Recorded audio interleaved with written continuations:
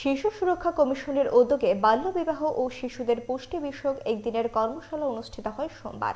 রাজধানীর ভগৎ সিং যুব আবাসে কর্মশালায় উপস্থিত ছিলেন শিশু সুরক্ষা কমিশনের চেয়ারপারসন জয়ন্তী দেববর্মা, সদস্য চামেলি সাহা সহ বিভিন্ন জেলা এবং মহকুমার আধিকারিকরা।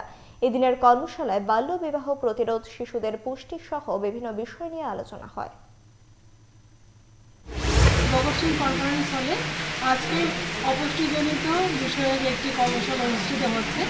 এটা মূলত আমাদের national commission for protection of child rights এবং Tripura commission for protection of child রাইটসের যৌথ উদ্যোগে এবং সর্বভারতীয় পূর্বাঞ্চল সহযোগিতায় আজকে এই ওয়ার্কশপ অনুষ্ঠিত হচ্ছে।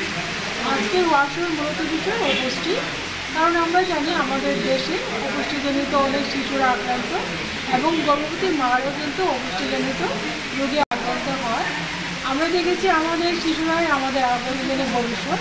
এই লক্ষ্যে আমাদের মাননীয় প্রধানমন্ত্রী 2018 সালের 8ই মার্চ রাজস্থানের ঝুনঝুনু জেলাতে সর্বপ্রথম এই পোষণ মা উপলক্ষে অথবা পুষ্টি যে বাচ্চাদের জন্য খুবই জরুরি সেগুলোকে একটি প্রকল্প চালু করেছেন, যাতে শিশু এবং গর্ভবতী মাদের সব বিষয়ে পুষ্টি বিষয় তাদের ভালো হয়। সেই লক্ষ্যে আমরা প্রত্যেক বছর সেপ্টেম্বর মাস 1 থেকে 30 তারিখ অবধি পোষণ মাহ হিসেবে পালন করে থাকি।